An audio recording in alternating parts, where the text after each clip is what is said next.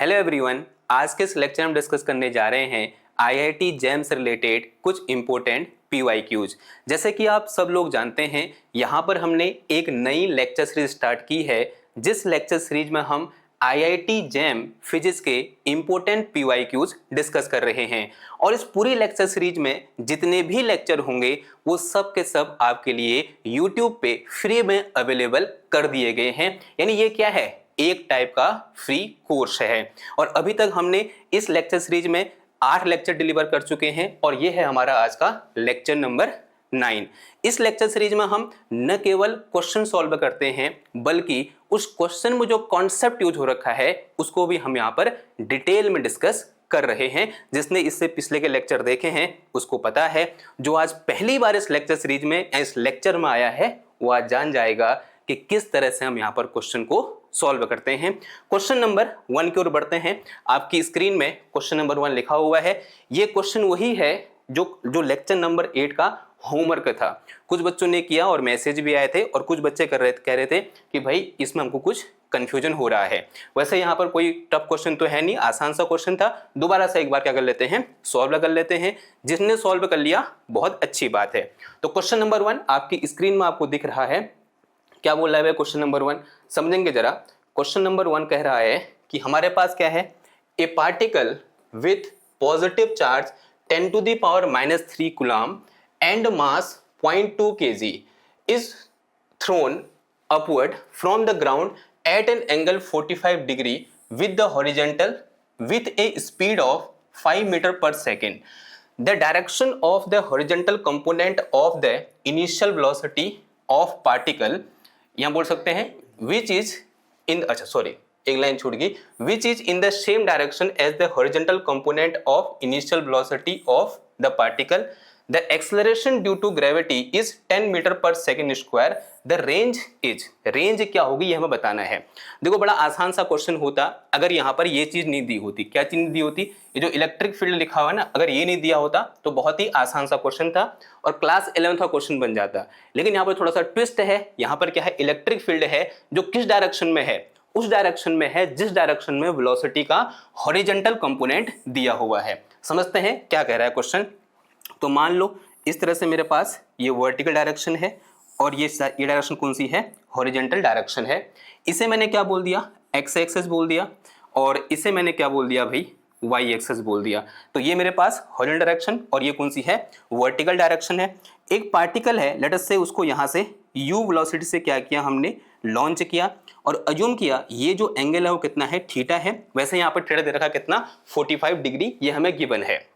Now सबसे पहला काम क्या होगा, इसको कंपोनेंट ब्रेक करेंगे तो इसके दो कंपोनेंट आएंगे, एक x डायरेक्शन में और दूसरा y डायरेक्शन में। मान लो जो x डायरेक्शन का कंपोनेंट है वो मेरे पास क्या है, u cos थीटा मान के लेना होता है। ये कंपोनेंट क्या आता है, u cos थीटा आता है, और ये कंपोनेंट क्या आता है हमारे पास, this component will be our u sin theta. ठीक है।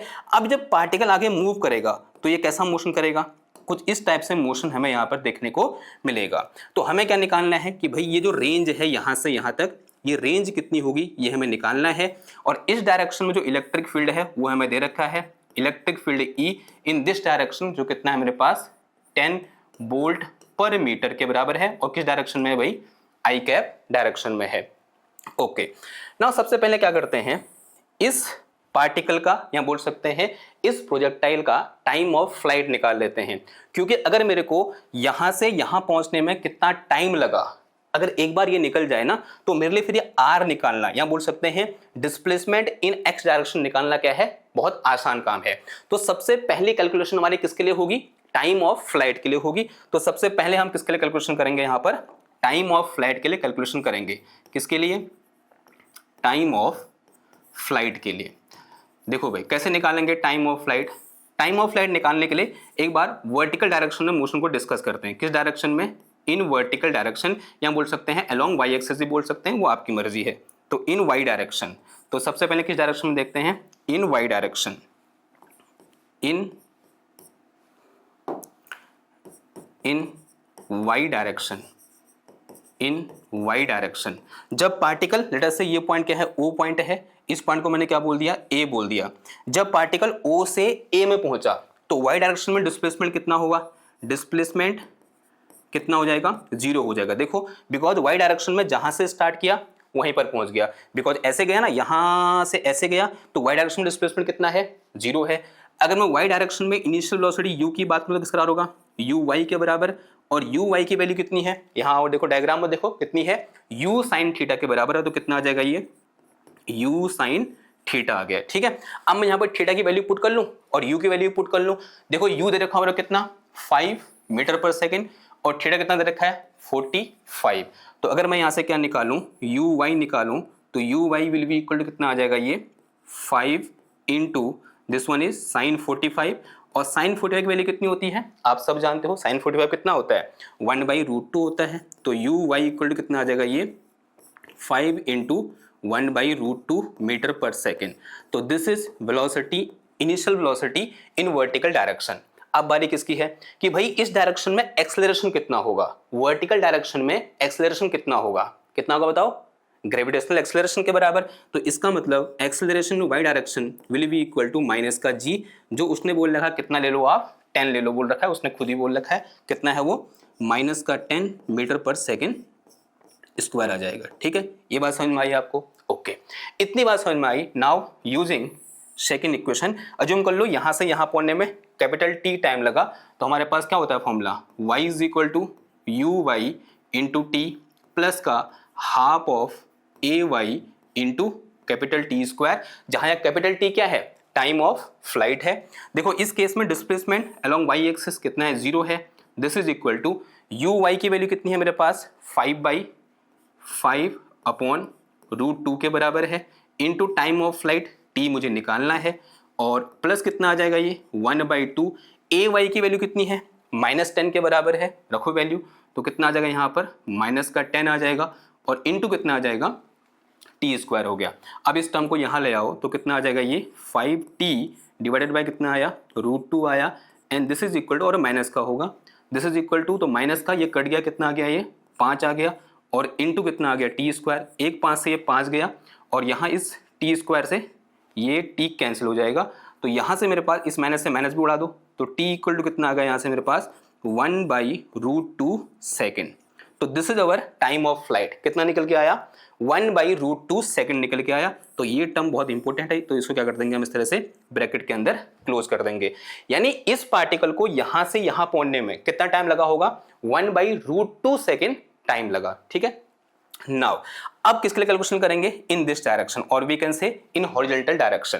तो इन हॉरिजॉन्टल डायरेक्शन कैलकुलेशन करने के लिए मैं यहाँ पर एक पेज ऐड कर लेता हूँ, इन हॉरिजॉन्टल डायरेक्शन। अब कहाँ देखेंगे हम, इन या एक्स डायरेक्शन बोल सकते हैं, या इन हॉरिजॉन्टल डायरेक्शन बोल सकते हैं। अब हॉरिजॉन्टल डायरेक्शन में हमारे पास जो इनिशियल वेलोसिटी है किसके बराबर है भाई, यू एक्स के बराबर है। देखो जरा, अब जो यू एक्स की वैल्यू है वो कितनी दे रखी है मेरे को, यू कॉस थीटा के बराबर दे रखी है। तो यू एक्स इक्वल टू कितना आ जाएगा मेरा, U X will be equal to U cos theta हो जाएगा। ठीक है, और फिर उसके बाद अगर मैं क्या निकालूं, डिस्प्लेसमेंट निकालूं, तो डिस्प्लेसमेंट अलोंग एक्स एक्सिस कितना आ जाएगा भाई, अगर मैं क्या निकालूं यहाँ से, डिस्प्लेसमेंट अलोंग एक्स एक्सिस निकालूं, तो this will be equal to range, वो किसके बराबर होगी, रेंज के बराबर होगी। यानी ये क्या है, डिस्प्लेसमेंट है जो किसके बराबर है, रेंज के बराबर है, तो displacement will be equal to R. ये कितना होगा मेरे पास, आर के बराबर होगा। अब इसको इतना टाइम ट्रेवल, इतनी डिस्टेंस ट्रेवल करने में लगा हुआ टाइम कितना है, लगा हुआ टाइम है मेरे पास किसके बराबर, टी के बराबर, जो कितना निकल के आया है 1/√2 सेकंड निकल के आ रखा है। अब मुझे क्या चाहिए, एक्सेलरेशन अलोंग एक्स एक्सिस चाहिए। क्या चाहिए भाई, एक्सेलरेशन अलोंग एक्स एक्सिस, या बोल सकते हैं एक्सेलरेशन इन हॉरिजॉन्टल डायरेक्शन। अब एक्सेलरेशन हॉरिजॉन्टल डायरेक्शन क्या होगा मेरे पास, एफ एक्स अपॉन एम के बराबर होगा, यानी force in X direction divided by M के बराबर होगा। अगर ये क्लास 11 का केस होता तो फोर्स इन एक्स डायरेक्शन कितना होता, 0, तो एक्सेलरेशन इन एक्स डायरेक्शन कितना होता, 0 होता। लेकिन यहां पर नहीं है, यहां पर क्या है भाई, यहां पर एक फोर्स है किस डायरेक्शन में, एक्स डायरेक्शन में, due to this electric field है। अगर मैं यहां से फोर्स इन एक्स डायरेक्शन निकालूंगा तो कितना आ जाएगा, क्यू ई के बराबर आ जाएगा। ये चीज हमने पढ़ी हुई है, फोर्स इक्वल टू क्या होता है, चार्ज इनटू इलेक्ट्रिक फील्ड। अब चार्ज कितना दे रखा है मेरे को, देखो भाई क्वेश्चन में 10⁻³ है चार्ज, 10⁻³ कूलम, और जो इलेक्ट्रिक फील्ड है वो कितना है मेरे पास 10 वोल्ट पर मीटर के बराबर है। सॉल्व करोगे कितना आ जाएगा 10⁻² न्यूटन। तो this is force acting along x axis. अगर ये फोर्स है और ये मास है तो अब फटाफट से क्या निकल के आ जाएगा यहां से मेरे पास अब अपना क्या निकल के आ जाएगा, एक्सेलरेशन निकल के आ जाएगा। तो this A X will be equal to 10 की पावर -2 अपॉन कितना आ जाएगा, ये 0.2 आ गया। तो acceleration A X equal to 1 divided by 0.2 into 10 की पावर -2। ये पॉइंट आया यहाँ 10 हो गया, ये कितना बचा भाई 5 बचा। तो यहाँ से मेरे पास एक्सेलरेशन अलोंग एक्स एक्सेस कितना आ गया, ये 5 इंटू 10 की पावर -2 मीटर पर सेकेंड स्क्वायर के बराबर आ गया। ये क्या निकला, मेरा एक्सेलरेशन निकला। अब simple again second equation use कर लेंगे। अगर हम सेकेंड इक्वेशन यूज करें तो अब मेरे पास यहाँ से x इक्वल टू कितना आ जाएगा, u x into t plus का half of a x into t square आ जाएगा। x की जो कितना है r है, यू एक्स की जो कितना है भाई मेरे पास u कॉस 45 आ जाएगा और u की वैल्यू कितनी है 5 है ना, तो 5 into cos 45 degree and plus कितना है, सॉरी इंटू में कितना है t की वैल्यू कितनी है यहाँ पर 1/√2 है और फिर प्लस का हाफ ऑफ। अभी जो एक्सेलरेशन है ये पॉजिटिव होगा या नेगेटिव होगा, क्या यहाँ पर जो चार्ज पार्टिकल है वो एक्सेलरेट होगा या दोस्ते रिटार्डेशन होगा उसका। कैसा चार्ज पार्टिकल है, पॉजिटिव चार्ज पार्टिकल, ध्यान से समझना कैसा चार्ज पार्टिकल है भाई, पॉजिटिव चार्ज पार्टिकल है। तो इलेक्ट्रिक फील्ड किस डायरेक्शन में है, एक्स डायरेक्शन में है और वेलोसिटी भी कहाँ की ओर है, एक्स डायरेक्शन में है। और जो इस पर फोर्स कहाँ की ओर लगेगा, इलेक्ट्रिक फील्ड की डायरेक्शन में लगेगा क्योंकि चार्ज कैसा है, पॉजिटिव है। अगर नेगेटिव होता तो वो इलेक्ट्रिक फील्ड की अपोजिट डायरेक्शन ऑफ फोर्स लगता। तो ये भी ध्यान रखना कि यहाँ पर क्वेश्चन में पॉजिटिव चार्ज बोला है या फिर नेगेटिव चार्ज बोला है। अभी कैसा चार्ज है भाई, पॉजिटिव चार्ज है, यानी यहाँ पर क्या होगा, एक्सेलरेशन होगा। यानी ये जो एक्सेलरेशन यहाँ पर अब लेंगे वो कैसा होगा, हमारा पॉजिटिव एक्सेलरेशन होगा। तो यहाँ पे मेरे पास क्या आ जाएगा, ये ए एक्स की वैल्यू कितनी है मेरे पास 5 इंटू दिस इज 5 इंटू 10 की पावर 5 इंटू 10 की पावर -2 और इंटू में कितना आ जाएगा टी स्क्वायर करने का मतलब 1/√2 का होल स्क्वायर। ठीक है, बिकॉज टाइम ऑफ फ्लाइट कितना है 1/√2 है। अब आर के लिए हम कैलकुलेशन करेंगे तो यहाँ से मेरे पास R will be equal to 5 into cos 45 की वैल्यू कितनी होती है 1/√2 इंटू कितना आ गया, ये 1/√2 आ गया एंड प्लस ये 1/2 बचा, ये 1/2 है तो ये कितना बच गया यहाँ पर 1/4 इंटू 5 इंटू 10 की पावर -2 आ गया। ठीक है, ये मेरे पास कितना आ गया 1/2 हो गया ये। तो R equal to 5 into 1/2 plus this is 1/4 into 5 into 10 की पावर -2। अब थोड़ा बहुत कैलकुलेशन बची हुई है फिर हमारा आंसर आ जाएगा। तो यहाँ से मेरे पास 1/2 इंटू 5 ये कॉमन है, अंदर कितना बच गया 1 plus this one is 1/2 into 10 की पावर -5 ऐसा कुछ बचा। तो this is 5/2 into this is 1 plus 1/2 यानी कितना आ गया 0.5 इंटू 10 की पावर -2। इसे मैं क्या लिख सकता हूँ, सॉल्व करो इसको, 2 दूना 4 फिर कितना बचा यहाँ पर 10 और 5 दूना 10 2.5 हो गया है और 2.5 into this one is 1 plus 0.005 ऐसा कुछ आया 0.005। ठीक है, बिकॉज 10 की पावर -2 है तो 2 पॉइंट के बाद क्या आ जाएगा, सॉरी 2 जीरो के बाद पॉइंट आ जाएगा। अब सॉल्व करेंगे तो यहाँ से मेरे पास रेंज R इक्वल टू कितना आ गया, this one is 2.5 and into ये आया मेरे पास कितना यहाँ पर 1.005। करो भाई इनटू करो आप इसको, तो इनटू करने के बाद R equal to this is 2.5 into 1.005। Calculator का यूज़ कर लें भाई, कर ही लेते हैं फिर, अगर हमारे पास सुविधा है तो करना अच्छी बात है।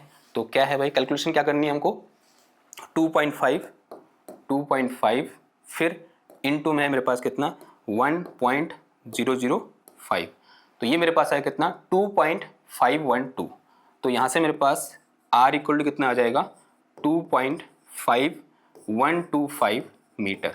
तो this will be our answer, यही क्या होगा हमारा आंसर होगा। ठीक है, एक अच्छा क्वेश्चन था, अच्छा इसलिए बन गया क्योंकि यहाँ पर इलेक्ट्रिक फील्ड दे रखा था किस डायरेक्शन में, एक्स डायरेक्शन में। ठीक है, समझ में आ गई बात। तो आप यहाँ पर जो जगह छोड़ रखी थी यहाँ पर क्या लिख दोगे, उसकी वैल्यू पुट कर दोगे रेंज की मीटर में। ठीक है ना, आगे बढ़े भाई, अगले क्वेश्चन को बढ़ते हैं। ये होमवर्क भी था, कुछ बच्चों ने किया था, अच्छी बात है।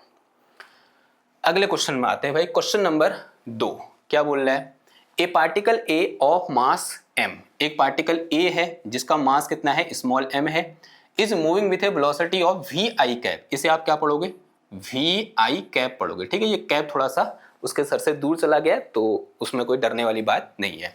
एंड कोलाइड इलास्टिकली, क्या हो रहा है, इलास्टिक कोलिजन हो रहा है विथ ए पार्टिकल b, किसी दूसरे पार्टिकल b से इलास्टिकली कोलाइड कर रहा है, ऑफ मास 2m, जो b है उसका मास कितना है भाई, 2m है। b is initially at rest, जो b है वो इनिशियली रेस्ट में है। After collision a move with a velocity of V A J cap, इसे आप क्या पढ़ोगे, वी ए जे कैप पढ़ोगे। कोलिजन के बाद जो मेरे पास a की वेलोसिटी है वो कितनी है, वी ए जे कैप के बराबर है। If v v is the final velocity of b, then कुछ इस टाइप का रिलेशन है मेरे पास, v a square equal to k into v b square, ये रिलेशन है। Then value of k is, जो के है यहाँ पर जो कांस्टेंट आएगा उस कांस्टेंट की वैल्यू क्या होगी ये हमें बताना है। समझते हैं जरा, एक इलास्टिक कोलिजन से रिलेटेड क्या है ये क्वेश्चन है, और इलास्टिक कोलिजन के दौरान क्या होता है ये आपको पता होना चाहिए। क्या होता है, लीनियर मोमेंटम कंजर्व रहता है, साथ ही साथ काइनेटिक एनर्जी भी कंजर्व रहती है। तो यहां मेरे पास क्या होगा, कैसा कोलिजन दे रखा है मेरे को यहाँ पर, परफेक्टली इलास्टिक कोलिजन दे रखा है। कैसा कोलिजन दे रखा है, इलास्टिक कोलिजन मुझे यहाँ पर गिवन है। अब जब भी इलास्टिक कोलिजन होता है, तो इलास्टिक कोलिजन जब भी होगा तो क्या होता है भाई, जब भी इलास्टिक कोलिजन होगा, मान लिया मेरे पास एक मास ये है, ये पार्टिकल A है, इसका मास कितना है, m है, और ये पार्टिकल मेरे पास कौन सा है, B है, इसका मास कितना है, 2m है। इसकी जो वेलोसिटी है इनिशियली वो कितनी दे रखी है, देखो मेरे को वी आई कैप दे रखी है, कितनी दे रखी है, वी आई कैप, और ये इनिशियली कहाँ पर है भाई, रेस्ट में है। ठीक है, ये इनिशियली कहाँ है, रेस्ट में। दोनों टकराए, अब टकराए तो मेरे पास ये पार्टिकल A है और ये पार्टिकल B है, या मास A है या मास B है, तो ये A है और ये B है। टकराने के बाद जो A है वो किस डायरेक्शन में गया, जे कैप डायरेक्शन में गया, यानी ऐसे वर्टिकली अपवर्ड चला गया होगा। टकराने के बाद जो A है वो इधर की ओर गया। ठीक है, इसका मास कितना है, स्मॉल m है, जिसकी वेलोसिटी कितनी है, वी ए जे कैप के बराबर है। अब जो B वाला पार्टिकल है वो कहाँ गया पता नहीं है, लेकिन उसकी वेलोसिटी का मैग्नीट्यूड मुझे पता है, कितना है मेरे पास, VB है। ठीक है, स्पीड दे रखी है, क्या होगा, वेलोसिटी का मैग्नीट्यूड मुझे पता है। तो मान लिया वो कहीं इस डायरेक्शन में चला गया, ये मेरे पास कौन सा है भाई, this one is our particle B, assume कर लो इस डायरेक्शन में चला गया, जिसकी वेलोसिटी कितनी हो जाएगी, VB वेक्टर हो जाएगी, बिकॉज VV क्या है, वेक्टर है। अब जो खाली वेक्टर मैंने यहाँ पर दिखाने के लिए लिख दिया, मुझे एक्चुअल में पता नहीं है कि ये डायरेक्शन कौन सी होगी, ये होगी, ये होगी, ये होगी, मैंने कोई एक रैंडम डायरेक्शन चूज कर ली। ठीक है, नाउ अगर ये इलास्टिक कोलिजन है तो यहाँ पर हमें क्या लगाना पड़ेगा, कंजर्वेशन ऑफ मोमेंटम लगाना पड़ेगा। इसमें आपको घबराना नहीं है, सबसे पहले लगा दो, बिकॉज होता ही होता है, चाहे वो इलास्टिक हो इनइलास्टिक हो, मोमेंटम कंजर्व रहता है। ठीक है, जब तक कि कोई बाहर से एक्सटर्नल फोर्स नहीं लग रहा है। लेकिन जो काइनेटिक एनर्जी है वो सिर्फ और सिर्फ इन case of elastic collision conserve रहती है, और इन case of in elastic collision वो कंजर्व नहीं रहती है। तो यहाँ पर क्या लगाएंगे हम, कोम लगा देंगे, यानी कंजर्वेशन ऑफ मोमेंटम। कौन सा मोमेंटम, लीनियर मोमेंटम। तो कंजर्वेशन ऑफ मोमेंटम करने का मतलब क्या हुआ, तो momentum initial must be equal to momentum final. Initial momentum क्या होगा, इसका मास इंटू इसकी वेलोसिटी, तो m into we I cap आ जाएगा। क्या आ जाएगा भाई, इनिशियल मोमेंटम, अरे इनिशियल मोमेंटम क्या होगा यहाँ पर, पी आई कैप, ये कितना आ जाएगा, ये m into we I cap, और प्लस इसका मोमेंटम कितना होगा, इनिशियली 0 होगा, तो ये प्लस हटा दो यहाँ से, तो प्लस हटाया, तो this will be equal to final momentum. इसका मोमेंटम प्लस इसका मोमेंटम, उसका मोमेंट ए का मोमेंटम कितना है मेरे पास, m इंटू वी ए जे कैप के बराबर है, m इंटू वी ए जे कैप, प्लस कितना आ जाएगा, ये इसका मास कितना है मेरे पास, 2m के बराबर है, बिकॉज ये पार्टिकल B है, तो कितना आ जाएगा, ये 2m into v B vector. ठीक है, क्लियर है बात, थोड़ा सा इसको अच्छे से लिख लो। तो मेरे पास यहाँ पर एक इक्वेशन निकल के आ रखी है, इस इक्वेशन को मैं दूसरी पेन से लिखना पसंद करूंगा, या उससे पहले मैं सबसे m काट दूंगा, ये m क्या हो जाएगा भाई, उड़ जाएगा। तो यहाँ से मेरे पास v I cap and equal to कितना आ गया, ये v A J cap and plus कितना आ जाएगा, ये 2 वी बी वेक्टर आ गया। ठीक है, ये बात समझ में आ गई आपको? ओके, अगर इतनी बात समझ में आ गई, अब इसको क्या बोल दो फिर, सम इक्वेशन नंबर 1 बोल दो। Set is some equation number 1। ठीक है, या फिर उससे पहले थोड़ा सा और मैं यहाँ पर अगर मॉडिफिकेशन करूँ तो मैं क्या लिख सकता हूँ, यहाँ से समझना ज़रा। मैं ये लिख सकता हूँ 2VB वेक्टर, एक वेक्टर डिफाइन किया मैंने 2VB vector is equal to VI cap minus का VAJ कैप, ऐसे लिख सकता हूँ मैं।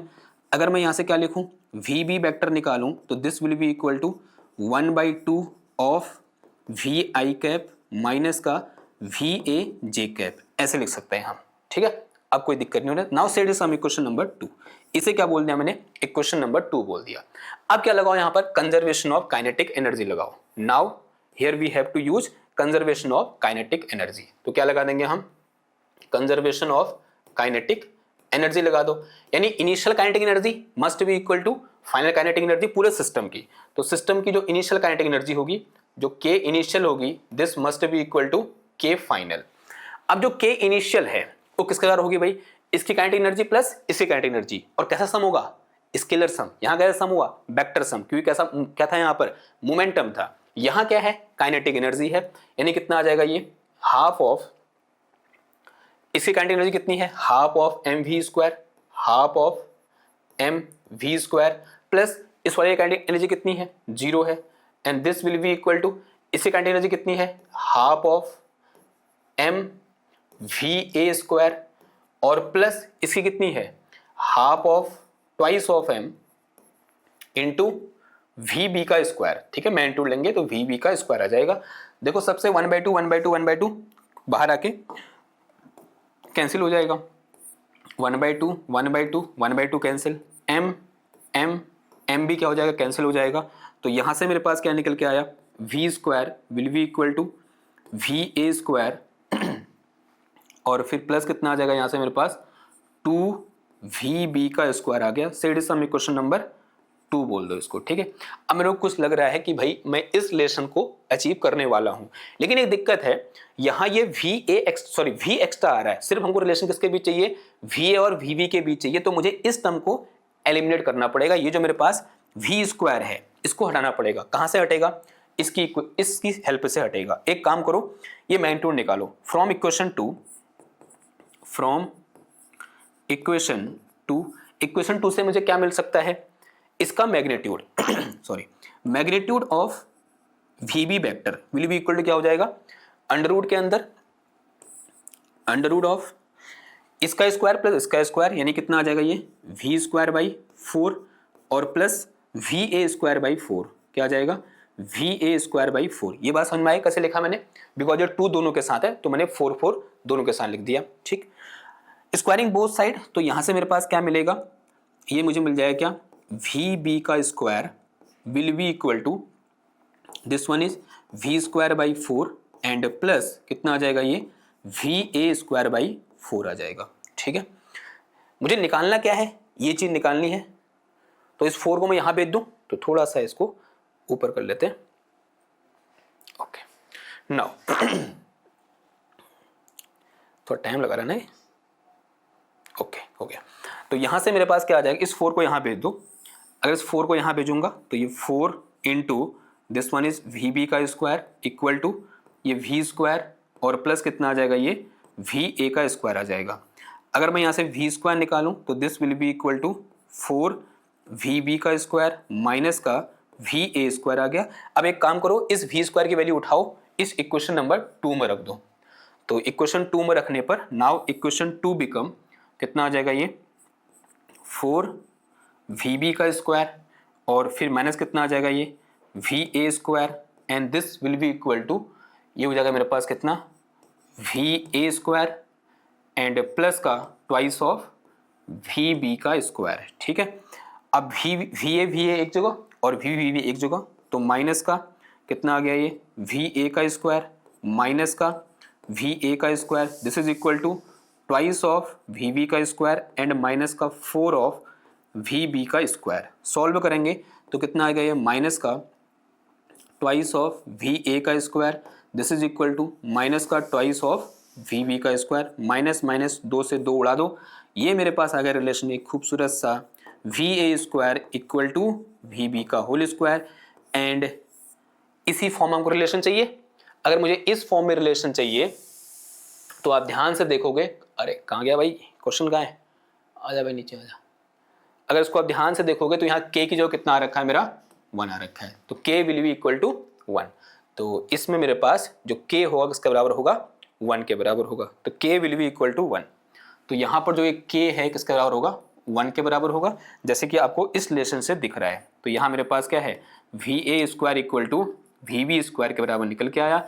ये 1 लाने के लिए ये हमने पूरी मशक्कत करी। ठीक है, ये क्वेश्चन बहुत फास्ट हो सकता था, मैं समझा रहा हूँ इसलिए क्या हो रहा है, स्लो हो रहा है। ठीक है, अगर आप जब खुद से इस क्वेश्चन को करोगे एग्जाम हॉल में तो इसी क्वेश्चन को आप 2 या 3 मिनट में कर सकते हो, क्योंकि बहुत सारे कैलकुलेशन आप वहां पर दिमाग में करोगे, न कि ऐसे थ्योरेटिकली सब लिखोगे। ठीक है, बात समझ में आ गई बात इतनी? ओके, नाउ अब बढ़ते हैं अपने अगले क्वेश्चन की ओर। क्वेश्चन नंबर 3 आपकी स्क्रीन में आपको दिख रहा है। क्या बोल रहा है भाई क्वेश्चन नंबर 3? अगेन एक अच्छा क्वेश्चन है, और आप लोगों ने देखा होगा कि कुछ ऐसे टॉपिक हैं जहां से क्वेश्चन बार बार पूछे जा रहे हैं। जैसे एक क्वेश्चन है, कहां से आ रखा है भाई, जो ऑर्बिटल मोशन होता है या बोलते हैं जो सेंट्रल फोर्स वाला चैप्टर है वहां से क्वेश्चन आ रखा है। इससे पिछले जो क्वेश्चन था कहां से आ रखा था, कंजर्वेशन ऑफ लीनियर मोमेंटम और व्हीकल से कोलिजन से रिलेटेड क्वेश्चन थे, वहां से ये वाला क्वेश्चन पूछा गया था। ठीक है, तो इस टाइप के क्वेश्चन बार बार पूछे जा रहे हैं, तो आप इन कॉन्सेप्ट का विशेष ध्यान रखें। बढ़ते हैं अपने क्वेश्चन नंबर 3 की ओर। क्या बोल रहा है question number 3? A particle of mass small m and angular momentum capital L। Mass कितना है भाई, स्मॉल m है, एंगुलर मोमेंटम कितना है, कैपिटल L है। Move in a space where its potential energy is given by this function. Potential energy कितनी है इसकी मेरे पास, UR इक्वल टू KR² के बराबर दे रखी है, where R is the radial coordinate. जो R है वो क्या है, इसका रेडियल कोऑर्डिनेट है। If the particle move in a circular orbit, then the radius of orbit is। अगर पार्टिकल कैसे मूव कर रहा है, एक सर्कुलर ऑर्बिट में रिवॉल्व कर रहा है, तब पार्टिकल की रेडियस क्या होगी हमें बताना है, और इनमें से कोई एक ऑप्शन क्या होगा हमारा सही होगा। अब जरा समझते हैं कि मेरे को दे क्या रखा है, पोटेंशियल एनर्जी दे रखी है मेरे को। तो potential energy U equal to क्या दे रखा है मुझे potential energy U equal to मुझे गिवन है यहाँ पर K इंटू R²। ठीक है, अगर मैं इस पर लगने वाला फोर्स निकालूं तो हमने एक रिलेशन पढ़ा है क्या, force F equal to minus का du divided by dr into R cap. अगर इसको यहाँ वैल्यू पुट करूंगा तो F vector will be equal to कितना आ जाएगा, माइनस का d बाई डी आर और इंटू कितना आ जाएगा ये KR² into R cap, and this will be equal to K constant है, तो माइनस का 2KR क्या हो जाएगा, माइनस का 2KR और इंटू कितना आ जाएगा, आर कैप आ जाएगा। तो this is force and this force is acting towards the centre of circular path. साफ साफ दिख रहा है आपको। अगर इस तरह से मेरे पास क्या है, एक सर्कल है और ये क्या है मेरा सेंटर ऑफ फोर्स है, और पार्टिकल ऐसे रिवॉल्व कर रहा है यूं करके। ठीक है, तो particle is revolving in this way, this is our particle. ठीक है, ये मेरे पास क्या है, पार्टिकल है, एंड दिस इज रेडियस जो इसको ज्वाइन कर रही है, इन दोनों को लेटर से this radius is small r। अब जो यहाँ पर लगने वाला फोर्स है, ठीक है, जो फोर्स का कहाँ क्यों लग रहा है, सेंटर क्यों लग रहा है, साफ साफ दिख रहा है आपको, this force is acting toward the centre. इसके फॉर्मूले को ध्यान से देखो, F इक्वल टू कितना है, माइनस का 2KR R cap. R cap direction में है और साइन कैसा है, नेगेटिव। इसका मतलब फोर्स कैसा है, अट्रैक्टिव है, या बोल सकते हैं टुवर्ड्स दिस सेंटर लग रहा है। इस सेंटर की ओर क्या लग रहा है, ये फोर्स लग रहा है। It mean this force act like a centripetal force, because motion कैसा है, सर्कुलर मोशन है। अगर सर्कुलर मोशन है तो this force act like a centripetal force. तो यहां से मैं क्या लिख सकता हूं, मैग्नीट्यूड ऑफ दिस फोर्स, ये जो फोर्स दे रखा है इसका मैग्नीट्यूड कितना होगा, magnitude of this force must be equal to कितना आ जाएगा, सेंट्रीपिटल फोर्स के बराबर आ जाएगा। And we all know that centripetal force कितना होता है मेरे पास, mv² अपॉन r के बराबर होता है, जहां r क्या है, इसकी रेडियस है। And this is equal to, इसका मैग्नीट्यूड कितना हो जाएगा, या आर कैप और माइनस हटा दो तो this is equal to 2KR। ठीक है, ये क्या निकला, इसका मैग्नीट्यूड निकल के आया। आई होप ये रेड से दिख रहा होगा, नहीं दिख रहा है तो हम इसको ये कर लेंगे। ठीक है, नाउ इधर आ जाओ। फिर यहां से मैं थोड़ा बहुत अगर आर के लिए कैलकुलेशन करूं तो mv² इक्वल टू कितना आ जाएगा, mv² इक्वल टू आ गया मेरे पास कितना 2kr², 2kr², ऐसा कुछ आया। अगर मैं यहाँ से r² निकालूं तो this is equal to mv² upon में कितना आ जाएगा, ये 2k आ जाएगा। मैं यहाँ से भी आंसर निकाल सकता था, लेकिन हमको ऑप्शन भी मैच करना है। ऑप्शन में यहाँ v दिख ही नहीं रहा है, m और k दिख रहा है, लेकिन m कहाँ है, नीचे है। तो थोड़ा बहुत और कुछ कैलकुलेशन करनी पड़ेगी मेरे को। मैं एक काम कर रहा हूँ, यहाँ से इसको मैं r² इक्वल टू m से मल्टीप्लाई m से डिवाइड, इसको मैं mv का होल स्क्वायर लिख सकता हूँ और नीचे एक m से डिवाइड कर दूंगा, तो this is twice of mk। अब मुझे ऊपर क्या लाना है भाई, एंगुलर मोमेंटम लाना है, साथ ही साथ ये पावर 1/4 भी आने वाली है यहाँ पर, ध्यान से देखो। अब कैसे लाऊंगा एंगुलर मोमेंटम, अगेन तो फॉर्मूला हमारे पास होता है क्या एंगुलर मोमेंटम का, जब सर्कुलर मोशन हो रहा है तो magnitude of angular momentum will be equal to mvr, किसका बराबर होगा, mvr के बराबर होगा। तो यहां से मेरे पास mv इक्वल टू कितना आ जाएगा, l/r आ जाएगा। अब mv इक्वल टू l/r है तो ये वैल्यू यहां से उठाओ और इधर रखो, तो यहां से मेरे पास क्या आ जाएगा, देखो r² will be equal to आ गया कितना, mv² की वैल्यू कितनी आ जाएगी, l²/r², l²/r², और इनटू में कितना आ जाएगा, ये ट्वाइस ऑफ mk आ गया। इस r² को यहाँ भेजो तो कितना आ जाएगा, ये r की पावर 4 आ जाएगा। तो this is equal to l² twice of mk आ गया। तो यहाँ से r इक्वल टू कितना आ जाएगा, r equal to l² twice of mk, इस पूरे की होल पावर 1/4। तो this is our radius of this circular path and answer will be a, नहीं तो बी ऑप्शन इज करेक्ट। जो मेरे पास बी ऑप्शन है वो क्या होगा, हमारा करेक्ट होगा। तो बी ऑप्शन इज करेक्ट। ये वाला ऑप्शन क्या है भाई, हमारा करेक्ट है, B option is correct. Clear बात। तो again this is a very very important question, ठीक है। इस सेम क्वेश्चन को आप इफेक्टिव पोटेंशियल का कॉन्सेप्ट यूज करके भी कर सकते हो। एक बार खुद से करने की कोशिश करना, क्योंकि हमने इफेक्टिव पोटेंशियल जो थ्योरी वाले लेक्चर्स हैं वहां पर डिस्कस कर रखा है, तो आप उसकी हेल्प से भी आप इस आंसर तक पहुंच सकते हो। एक बार खुद से ट्राई करना जो मैं बोल रहा हूं, आई होप आपको समझ में आ रहा होगा। किधर बात, ओके। आगे बढ़ते हैं क्वेश्चन नंबर 4 की ओर। क्या बोल रहा है क्वेश्चन नंबर 4, देखो, consider a 2 dimensional force field. इस तरह से मेरे को क्या दे रखा है, एक फोर्स फील्ड दे रखा है। If the force field is conservative, ये बड़ा इंपॉर्टेंट है, फोर्स फील्ड कैसा है भाई, कंजर्वेटिव है। Then the value of A and B, यहां पर कुछ अननोन है, एक ए है एक बी है, ए और बी की वैल्यू क्या होगी ये हमें निकालना है। कैसे निकालेंगे समझेंगे जरा। सबसे पहले इस कंजर्वेटिव टर्म के बारे में बात करते हैं। अगर कोई फोर्स फील्ड कंजर्वेटिव हो तो वो किन कंडीशन को फॉलो करेगा। जब कभी भी मुझे कोई एक फोर्स फील्ड दिया हो और कहा जाए कि वो कंजर्वेटिव है, तो इसका सिंपल सा मतलब है कि भाई उसका जो कर्ल है वो कितना है, 0 है। यानी curl of F will be equal to 0। जो कर्ल ऑफ एफ होगा वो क्या होगा, 0 के बराबर होगा, ये बात पक्की है। तो इसका मतलब अगर मैं यहां से क्या निकालूं, एफ की वैल्यू मेरे को दे रखी कितनी, थोड़ा सा एफ लिख लेते हैं यहां पहले।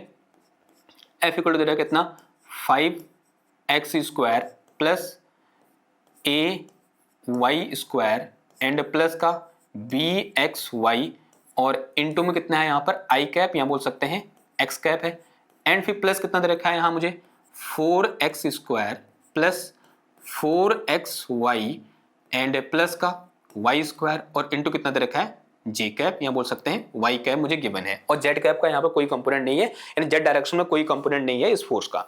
ध्यान रखना जब आप एग्जाम में ये क्वेश्चन कर रहे हो तो आपको ऐसे लिखने की जरूरत नहीं, सीधे आप सॉल्व करोगे उसको, ठीक है। यानी सीधे क्या निकालोगे, कर्ल निकालोगे।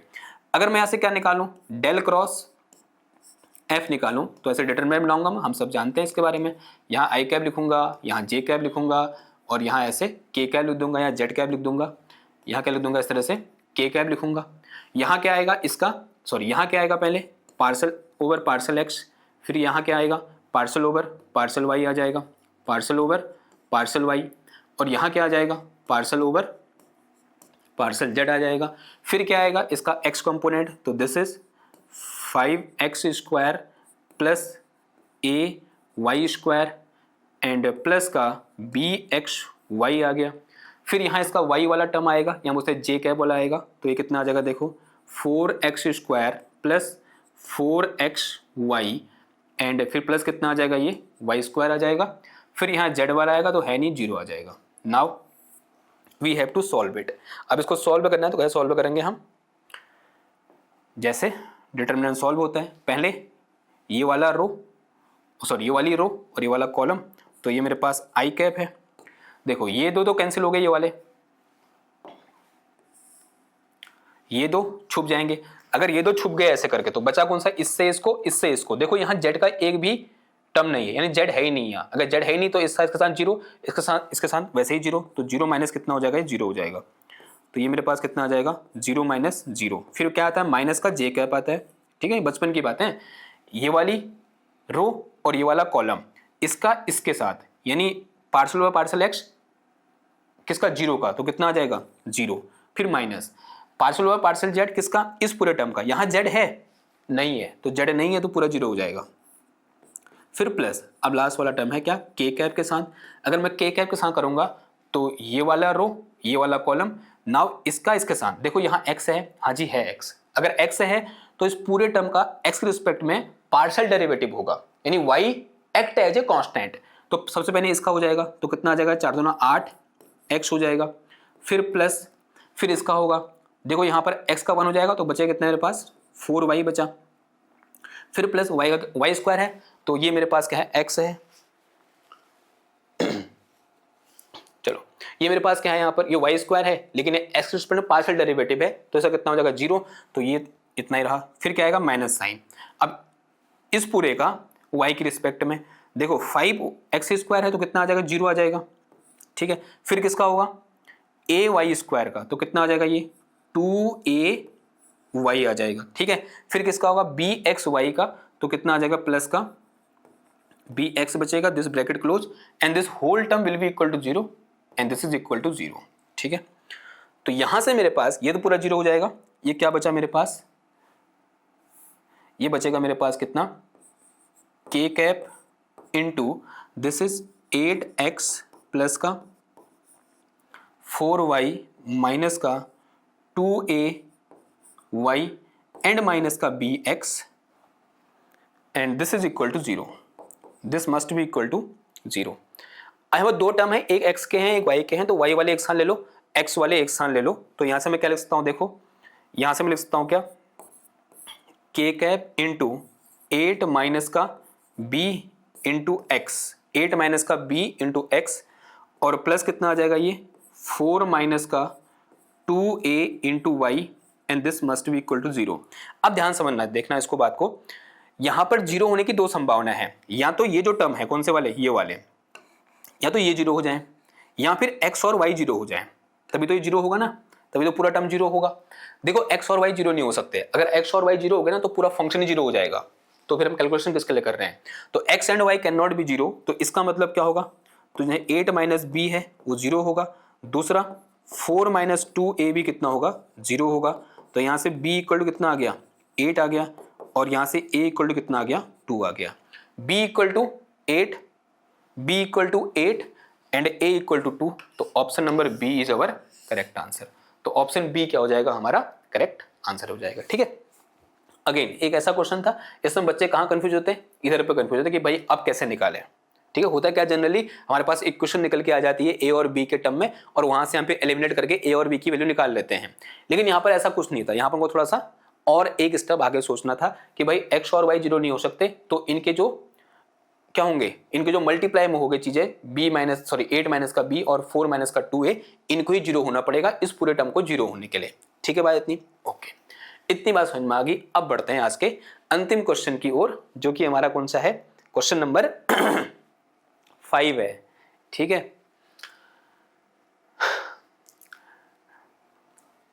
क्वेश्चन नंबर 5 क्या बोल रहा है, देखो question number 5, consider the particle of mass m moving in a plane with a constant radial speed. Constant radial speed, बहुत इंपॉर्टेंट टर्म लिखा है, कांस्टेंट लिखा हुआ ध्यान रखना, खाली रेडियल स्पीड लिखा हो तो फिर कुछ और होता है कैलकुलेशन। अभी क्या लिखा है, कांस्टेंट रेडियल स्पीड कितना है, r डॉट के बराबर है, and a constant angular speed theta dot. ठीक है, the acceleration of particle in r theta coordinate. r theta coordinate का मतलब क्या हुआ, पोलर कोऑर्डिनेट सिस्टम।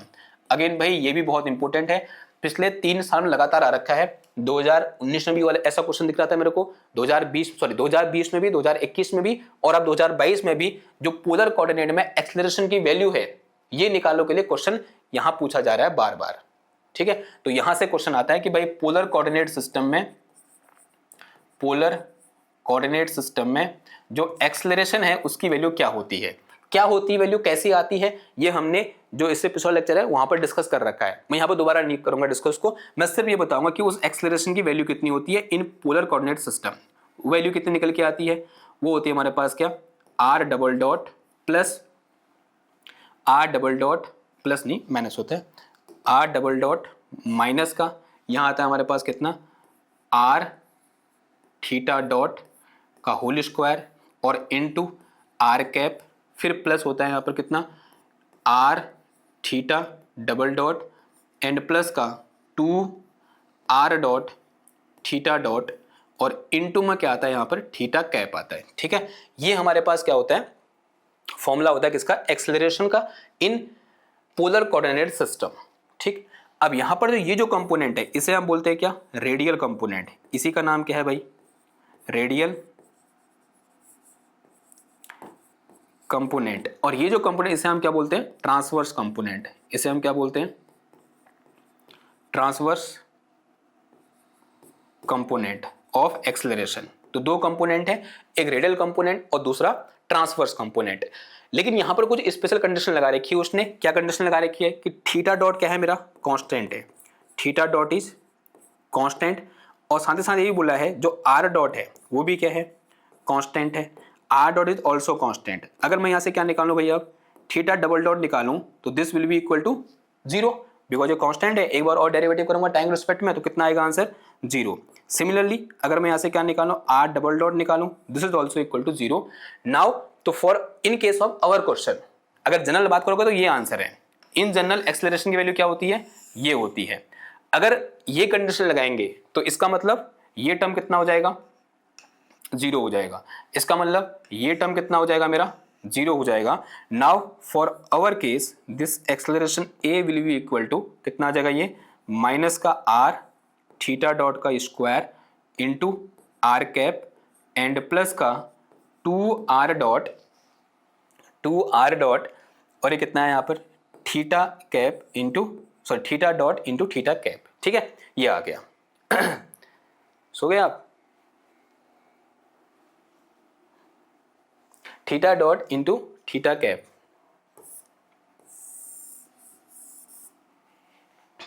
ठीक है, तो कोई ऑप्शन मैच कर रहा है, हाँ जी, कौन सा वाला, बी वाला ऑप्शन मैच कर रहे हैं।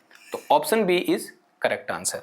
तो ए कितना आ जाएगा इस केस में, जब इसका रेडियल और एंगुलर स्पीड क्या हो, दोनों कांस्टेंट हो, उस केस में एक्सेलरेशन की वैल्यू होगी वो कितनी होगी, इतनी होगी। तो this is value of acceleration in this case. And again it is very very important, मैं बार बार कह रहा हूं कि ये फॉर्मूला क्या कर लेना, आप याद कर लेना। अब ये कैसे आया ये हमने डिस्कस कर रखा है, पिछले जो कुछ लेक्चर है वहां आप देख लेना, वहां हमने ये पूरा डिस्कस किया हुआ है। मैं एक काम करूंगा, उसको कट करके एक अलग से लेक्चर भी क्या कर लूंगा, डिलीवर कर लूंगा, क्योंकि पूरे 15 मिनट का है वो। ठीक है, तो भाई ये क्या था, आज का हमारा लेक्चर था। आज के इस लेक्चर में हमने क्या किए, कुछ इंपोर्टेंट क्वेश्चन किए IIT जैम से रिलेटेड, और एक फ्री लेक्चर सीरीज मैं यहाँ पर अपलोड कर रहा हूँ। आई होप आपको पसंद आ रही होगी। अगर ये पसंद आ रही है तो इसको लाइक करो, शेयर करो और अपने दोस्तों के साथ इसको जितना आप बांटोगे उतना ज़्यादा हमारा चैनल ग्रो करेगा। ठीक है, तो इन्हीं के साथ या इन्हीं शब्दों के साथ मैं आपसे विदा लेता हूँ। मिलता हूँ आपसे नेक्स्ट क्लास में एक और नए टॉपिक के साथ। तब तक के लिए थैंक यू, धन्यवाद, बाय बाय।